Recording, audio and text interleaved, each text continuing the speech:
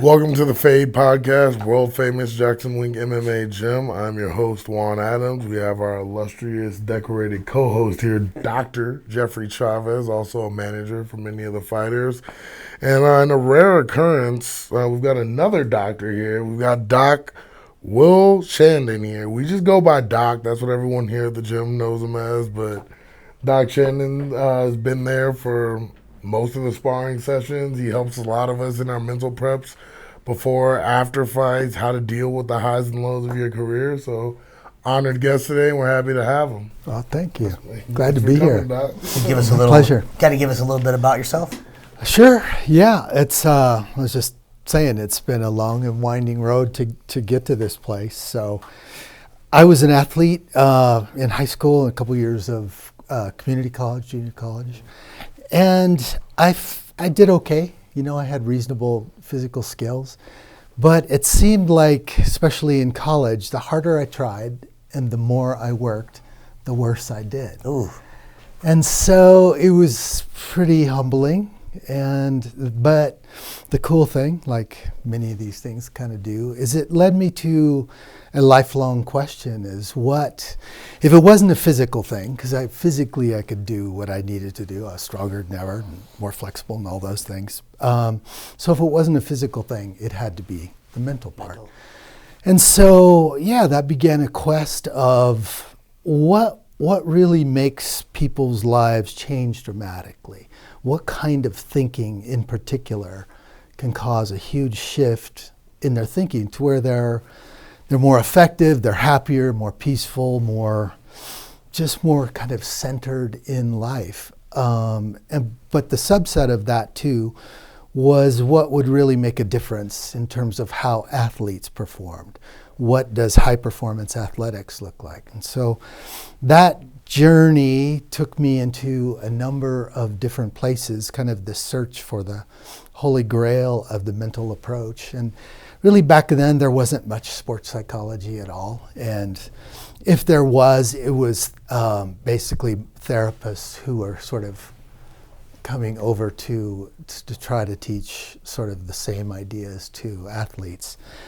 And so field was young and new, and really there weren't a lot of answers about kind of what you needed to do. So that is why my journey was kind of long and winding. And, you know, studied a lot of different things: philosophy, theology, literature, pretty much anything I could, get in front of me. I studied and did a lot of reading on my own, a lot of psychology. Found some cool stuff, like you and I, we've talked about Jungian psychology, which is one of my favorites, and you know that stuff too. So I found some gold nuggets there. Philosophy turned out to be, I know you love philosophy. That's why I'm a PhDs in. Yeah, it turned out to be kind of a dry hole for what I was looking for, because philosophy is more about asking questions than it is answering questions. So that turned out to be kind of not. But you know what, Doc? Yes, sir. You can't answer a question until someone asks it. What do you mean? Explain. Philosophy is about asking questions. Oh, yeah.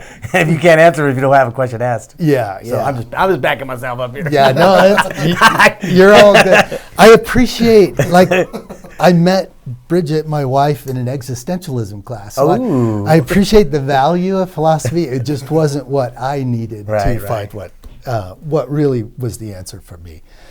So kind of ironically, the place where I found the most gold and the kernel of what I needed to know, I found in my seminary. And I know you went to seminary also. So what I found is I was part of the Jesuit order. And Jesuit high school. Oh, okay. So you know about that too. So the Jesuits, kind of the core of the practice. It was started in the 16th century by Ignatius of Loyola. He was a Spanish warrior, Spanish soldier, and he got his leg was shredded in an arm, in a war basically, and so his career as a soldier was over, and he was lost. He was searching for some meaning and purpose in life, and he read this book of the saints about these great sort of spiritual warriors. And it really inspired him, and it led to kind of a total change in his approach and his way of thinking about himself and what he wanted to be about. So he basically had a year in Spain where it was basically just him in solitude, kind of praying, get to knowing himself, getting to know God. Meditation. Meditation. One of the greatest meditators. Yeah, totally. And what made his meditation unique and different than others was what we would do is take a piece of scripture, gospel in particular, which are a lot of stories about what Jesus did and what he was about. And we'd take a story like Jesus feeding the 5,000, and we would imagine ourselves there. And we would see it, we would hear it, we would feel it, smell it, taste it, move around, talk to people. And that imaginative part really brought it alive. It changed sort of that experience from sort of knowing about religion or about Jesus or about whatever to an experience of it and of him and of that time. So that was really transformative, and I did a 30-day retreat kind of mimicking his journey, all the Jesuits do, 30-day silent retreat where we didn't talk to anybody except a spiritual director for an hour a day. And we spent 30 days in silence praying like 5, 6, 7, 8 hours a day, whatever. And it completely transformed my thinking. So I didn't know it at the time what that was all about, but eventually I discovered I liked having a wife, and that was incompatible with that particular lifestyle. So you liked having a wife, that's what we call it? Yeah. Okay, just checking. Just checking. That's what it's called now. I get it. Call it something different for me. But I'm not going to put you on the spot here. Yeah. So that led to different degrees. Eventually, I ended up doing a PhD in human development. Mm-hmm. So that kind of opened up a lot of different avenues to explore. And that's kind of where you're at now? Yeah, and I continued that sort of thinking with that idea of that transformational stuff as being kind of exploring now what that meant for sort of regular, just normal people, and what it meant for athletes. Because I still loved sports, still play a lot of golf, and did some, competitive pistol shooting later on. And still. Well, I read your books, and the one you gave me all your books, I was like, interesting. I read them on my when I travel. Okay. And one of the things I liked about your books is that they weren't just books that you read and you're like, okay, it's a book, I read it. It was more of like you had journaling type book where you could journal some stuff. You had some stuff where it was kind of a lot about affirmation, which is what I really believe in. A lot of affirmation, and I think that's your Jesuit side with that that meditation. Yeah. And then one of the things I liked about it was that you didn't add scripture, but you added scripture. Yeah, I know. You weren't trying to add scripture, but you were putting stuff that was so valuable that you could actually go to the Bible and you say, you didn't say it, but you knew that what you were saying. You were taking it and you were breaking it down, kind of like the Bible translations. If you get the King James Version, if you get the NASB or the ESV, you kind of broke these verses down. And I think that's what a lot of these young athletes need to see is a lot of athletes need that affirmation, need to have that self-belief. And that's what I liked about your books. I appreciate that. Yeah, I've what found. I liked about it was there's a lot of like practical things to do in your books. I remember before one of my fights, you gave me a book and you just told me exactly the part to go to about like emotional distancing, and I was surprised I was going through a breakup going into that one, right? So, but it was super interesting, and that was right before I had read another spiritual book. It was Breaking the Habit of Being Yourself, and it was really similar in that it's like there's stuff you have to do as you read the book, and that helps a lot with just even in teaching we do that a lot. You can sit there and lecture a kid all day, make them read stuff all day, but until they're applying it and actually using the knowledge, it's not going to stick. They're not going to retain that information. So that helped a lot. Yeah, that's a good explanation of the books. The books have very little, if any, theory. That has really zero theory. Yeah, this one So he told me this is like the other book he gave me, but an updated like 2.0 version of it. So can't wait to try some of this stuff. Yeah. The book I gave you has a little bit more of the background, why that stuff works. So I can talk a little bit about that if you like. Yeah. So the reason why that Jesuit practice that I learned works is we have a couple superpowers that are directly applicable to life and to sports. And so one of those superpowers, that was what I learned in the Jesuits, was that richly imagined experience, which is meditative and imaginative, actually builds memory. So what you'll find is if you are imagining sort of your next fight, you are literally building memory of the future. So you're really creating you're basically telling your brain in a very, very vivid and detailed way what you want it to do in that specific instance. And so I would say all of the people that I've worked with for more than just a little bit have a sense when they go into a fight, even if they've never fought the guy before, they'll have a sense of having been there because they have memories of it. Visualization, is that basically what you're talking about? I avoid that work because it's a little bit misleading. In that visualization is you're focusing on one sense, is what you see. And in a sport like fighting, really what you feel is equally, if not more important than what you see. So I'd say it's probably, you got to see the openings and see the guy and whatever. So maybe it's like 40% seeing, 40% feel. And that's the biggest part that relates to that book, Breaking the Habit of Being Yourself. It's like when you're meditating or manifesting, it's like, he calls it meditation in the book, but it's really about really experiencing everything, and you're building those neural pathways so it is a habit. You're becoming what it is you want to be, and then like you practice it, how you want to respond in any situation moving forward. And I mean, that's a big part of the manifestation. I know you have a spiritual background too. A lot of people will start reading or like watching spiritual videos and like, oh, if I just manifest it, it'll happen. Until it doesn't, then there's a whole process to go into manifesting it, right? And like, you can write, I want to be a billionaire on your mirror and look at it every morning. It's not going to do anything if you're not taking the proper steps to become that, right? And what I learned like through that experience, or experiential meditation is what I call it. Other people call it different things. When I think about my fights or my performances or how I'm going to respond in a lot of different situations, and people are always like, oh, you seem really prepared. You're like prepared for anything. And it's like, no, man, it's just like what I think about in my free time. And I do that practice. I sit there and I experience it, and I'm always trying to act in the manner of the person that I want to be, right? Or the athlete or the fighter, whatever it is I want to be.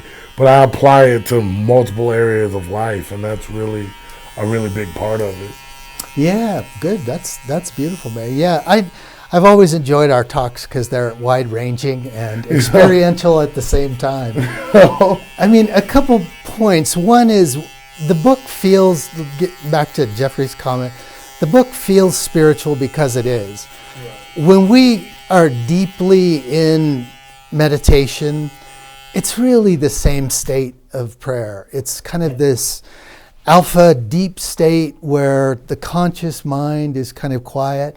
Here's the Jungian part. Then the unconscious mind gets to start bubbling up and speaking to us. So it's like inherently spiritual. And I didn't have to think at all, actually, about making the book spiritual.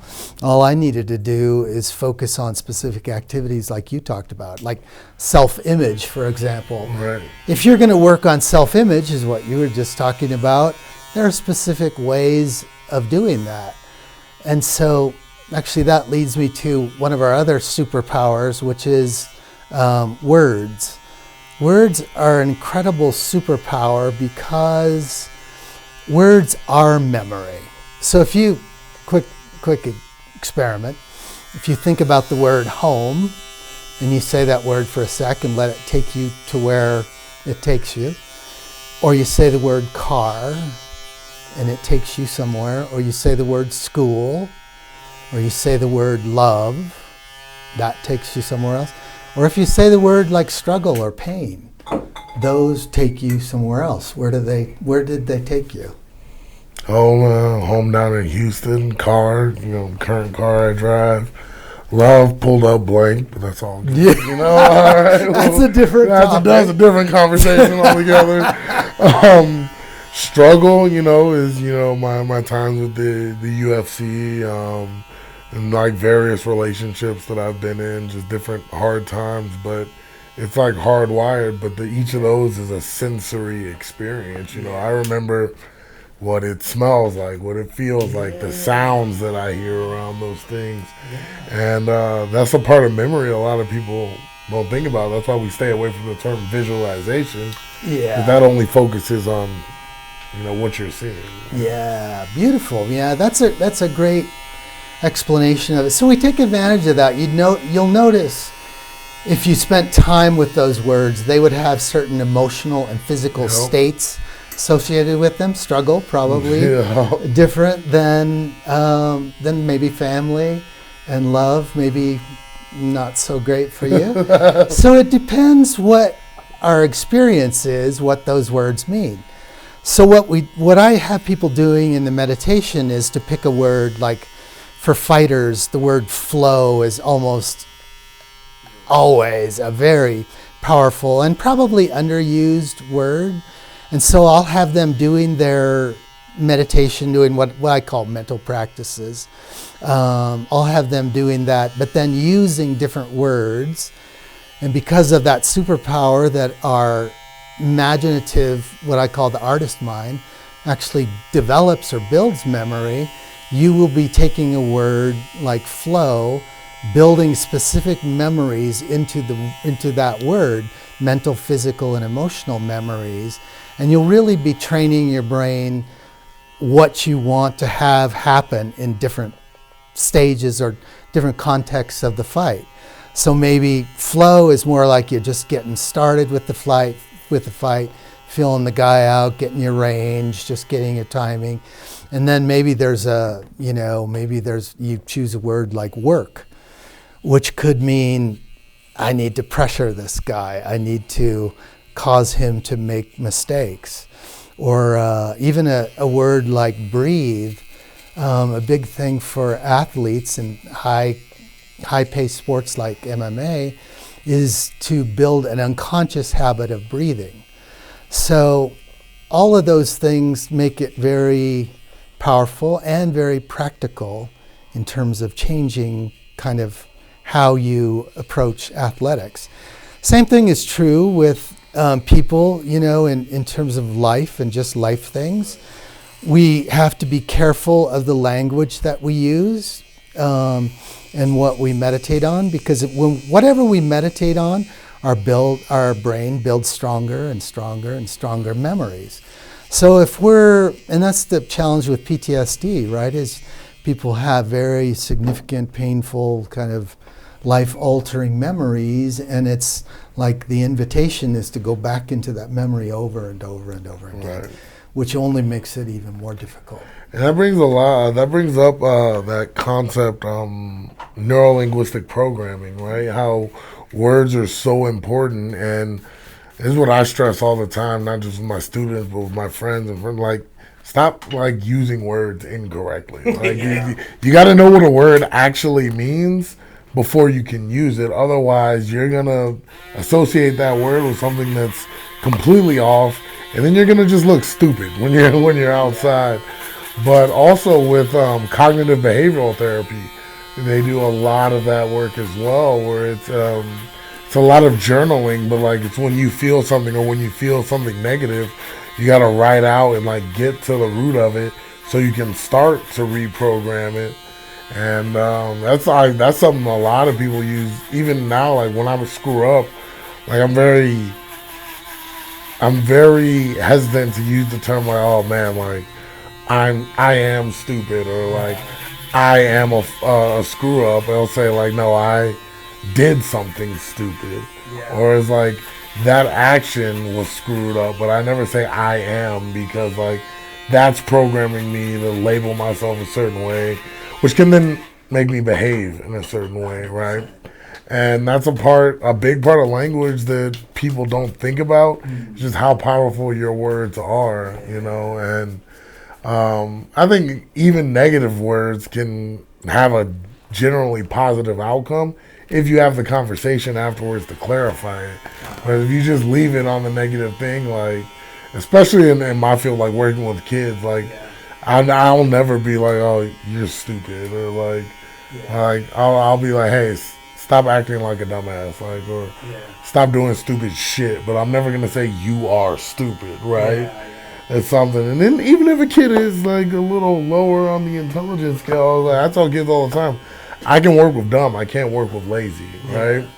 So it's just always being able to pivot and reframe those things into something more positive that really builds mental fortitude. Yeah, that's how I think about it. Yeah, I think that's great. Yeah, NLP was one of those other nuggets that's 100% in that book, Neuro-Linguistic Programming. Yeah, it's basically the power of language to make sort of intellectual and emotional and physical shifts, actually. Language can do all of that. There's another sort of superpower, too, that I discovered kind of along the way, which is we really have two kinds of minds. We have what I call the problem-solving mind, the analytical kind of thing. We get lots and lots of that in school, the analytical, logical kind of reasoning thing. And then the second sort of mind we have is what I call the artist mind. It's more the right brain, creative mind. Looking all right? I was making sure it's even. Okay. Guys, okay, over there. You can't mess up Doc's face. I've never had a fade before. He's never had a fade before. My modeling career could be in jeopardy. So the other sort of superpower is realizing the two purposes of both of our kinds of thinking that we do. The analytical stuff is terrific for when you actually have problems to solve, or you have something that you want to learn. We have to learn about the steps of doing a good combination, jab, cross, uppercut, side kick, spinning back kick. You can't just learn them all at once. You have to learn them one by one, as you well know. So yeah, the analytical mind is great for that, but it's not so great for competition because it has a limitation, which is that it can only do one thing at a time. So that's why it's so useful for learning, is we're focused on chunk by chunk by chunk, building on each of the chunks. But when it comes to fighting, you've got to learn a different skill. And that's where the meditation comes in, is our problem-solving mind literally can only do one thing at a time. Our artist mind can do hundreds, thousands of things actually at any one time. There's actually some estimates of 1 trillion biochemical reactions going on in our body at any one time, and we're not thinking of that. It's just being handled, and it's a pretty beautiful sort of thing we live in when it works well.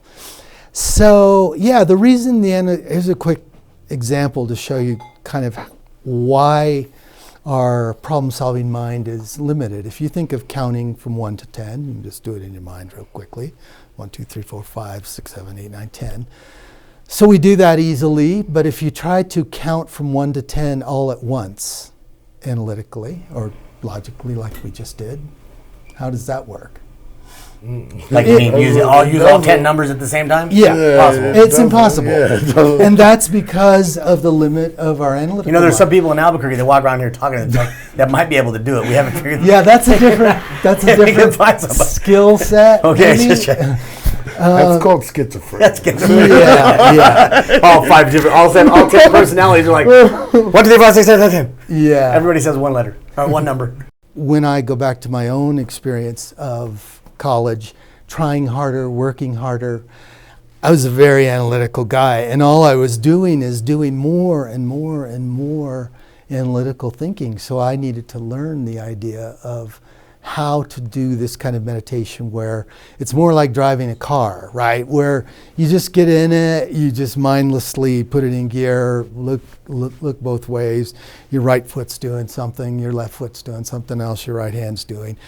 You're doing something, left hand, something else. And you get on the freeway and you're looking forward, backward, side, and probably having a telephone conversation. Literally, you're probably doing 50 things at once very easily with zero thought if you're a decent driver.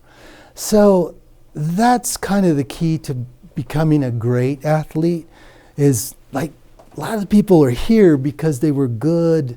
They had good work ethics. They were smart about developing skills. They work hard, good work ethic. But we really don't learn that kind of artistic thinking, intentional artistic thinking in school.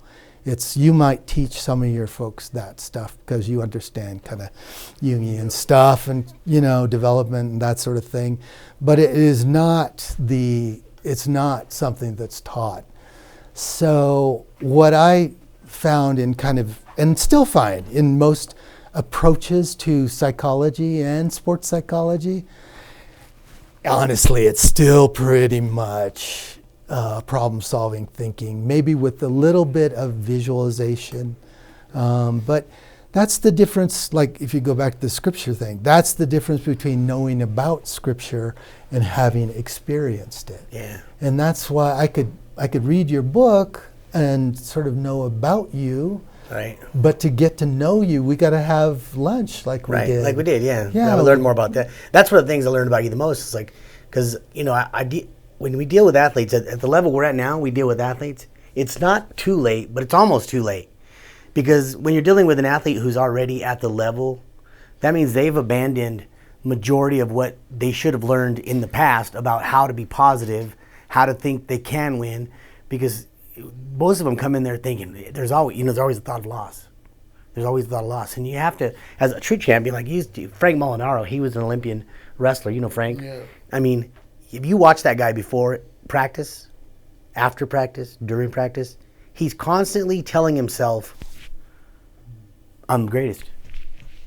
He's already convinced himself that, and he's just affirming that. But like he had to have gotten that somewhere. Most of our athletes that we deal with today, and you lose. We see. I won't even name them, but we have guys here that lose a fight, and their whole life is over. They're in their minds. Their psyche is completely shattered, and that's what I hate. I feel bad for him because sometimes he gets these guys, and then they talk to him, and then they expect him to heal them, and he's not going to heal you. You have to heal yourself. Yeah. We have to internally heal ourselves individually. And that was the biggest. I mean, that's what kind of started my whole spiritual journey. Was my first loss, I think, in the UFC, that broke me.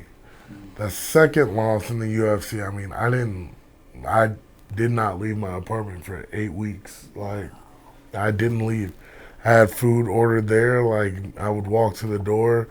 My friends, family, come outside. We haven't seen you, whatever. But it broke something in me, and that's when I started to really get into everything. And I started a little bit of psychology stuff in college because I would always be ranked really well, and like in matches or in tournaments, didn't matter. I mean, I'm beating all Americans, but in a dual match where there's something on the line, like I was a freeze. Conferences. Do you think it's because you think it's because when you were doing a match and there was nobody else on the line, it was just you. But when you actually were in a duel, it was you and your family. It was you and the team. Right. You had more people to let down. Yeah, and it was only a thing against ranked opponents, I found, or people ranked higher than me, that would happen, right? And total problem solving. It was complete, exactly. Yes, that's all it was. And then conferences were like that for me. I never made it out of conferences. You know, I was number one seed. Didn't place Get fourth upset. that You're year. like, dang. Placed fourth that year. It was just crazy to me. And then I had to, break out of that. When I thought I was done competing, that's when it really changed around for me, because I started training. And I was training for no other reason than to just train, because I enjoyed it.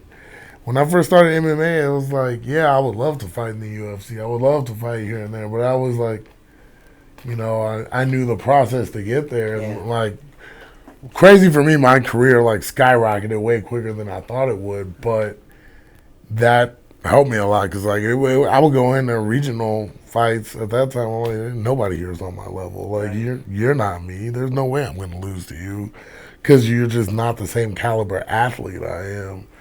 And so I fought differently there. And then it's like, then you get to a point where you respect the opponent too much, right? Mm-hmm. But again, that's problem-solving thinking. Yeah. And I wasn't just, in my last few fights, I'm just like, whatever happens, happens. I'm gonna just go out there and fight. But you had your problem-solving skill. You're like, you already had the solution to the win. You also had the solution to the loss. Exactly. And you could accept either of those, and it all depends. Like when you said, he made a comment, like, and we were talking to Beck, when you sat down the ropes, you like sat down, you looked at her, and was like, I could just give this up. I'm going to get paid the same. That's your problem solving right there. You were actually solving that problem. And the minute you saw the guy's face, like, oh, this guy's not going to beat me, and you got back up. Yeah. Most people can't do that. Most people, they sit there and they're clueless. They're like, when they get hit, they're clueless. They're like, okay, what do I do next? Because we sit in here and we train.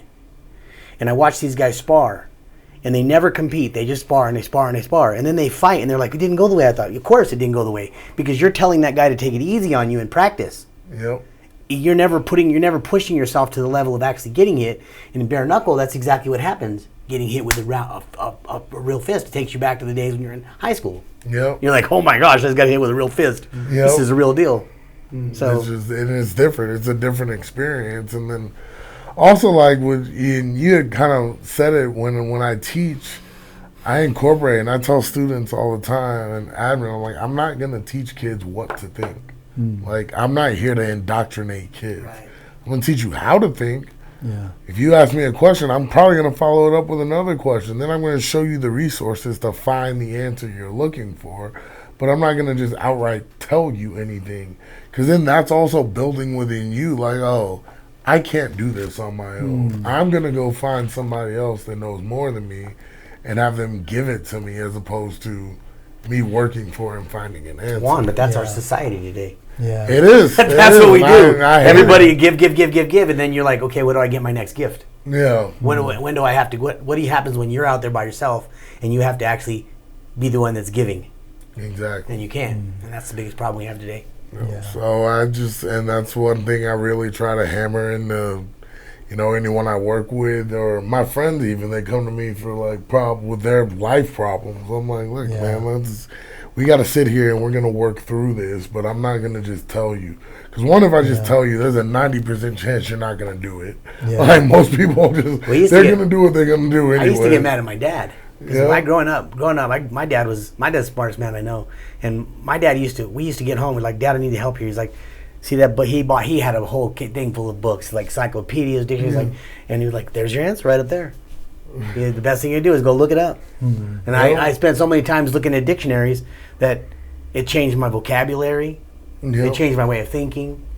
It changed everything. The way I took stuff in, I catch myself, I correct people all the time. It drives people crazy. I'm like, you said that completely wrong. I mean, you're going to speak proper. Right. Don't go. I hear the people. What school did you went? Oh God, it just brings up. It's like, oh my gosh, why would you say? And there's certain different. What's the word? There's different dialects and different regional ways that people will talk, but. That bugs me. I'm just because sometimes people will ask me a question. Texas, it can't bug you. Yeah, sometimes people ask me something, and I just have to like it's like somebody hit reset on me. I'm like,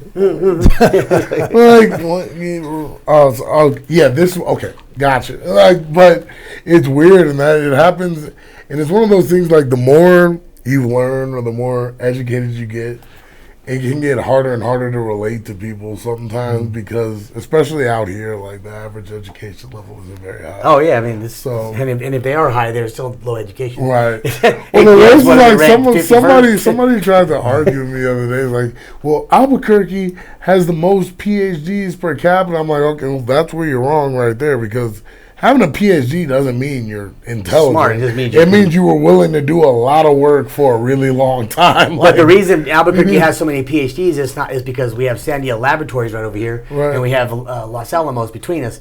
And that is why it's not that the people they're not getting educated here. Yeah. They're coming here educated. Right. And that's the difference, and that's a struggle. And that's one thing I tell my students all the time. Like, dude, this state is 51st in education. Bro. Yeah. Like the reason so many people from out of town come here is because it's easy to compete against you guys. And all you're doing by not doing your work and screwing around in my class is just, you're affirming that narrative. You're becoming a part of the statistic. You're making it easier for someone else to come here and get a job. And if anybody wants to know how bad 51st is, go to Mississippi, walk around the mall, and just talk to people. Oh, yeah. And we're behind them. Yeah. Okay.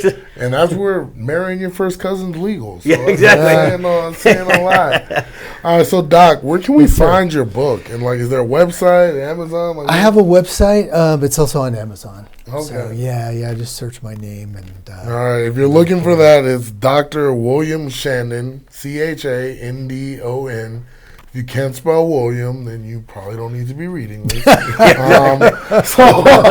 Probably need to stop reading. Yeah, we got to start you off. We'll start you with the Magic School Bus, a little bit of Dr. Seuss, and we'll work our way up, all right? That's it. All right, well, that's all the time we have for today. Again, we have our great guest, Doc Chandon, here. Thank you, brother. Our other doctor, co-host, manager, everything, whatever you want to call me. Don't come in with a question. I'll cut your hair. He'll cut your hair. You ask him a question, he'll give you a question. As, exactly. Dr. Jeffrey Chavez. And just me, Juan Adams. If you want to know what I do, just Google it. I'm all over that place. Anyway, that's it. That's our Fade podcast. Doc got faded up. If you want to come to the gym, catch a different type of fade, you know where we are. We are accepting members right now, but please be good. That's it. Yeah. That's all for us. Have a good one.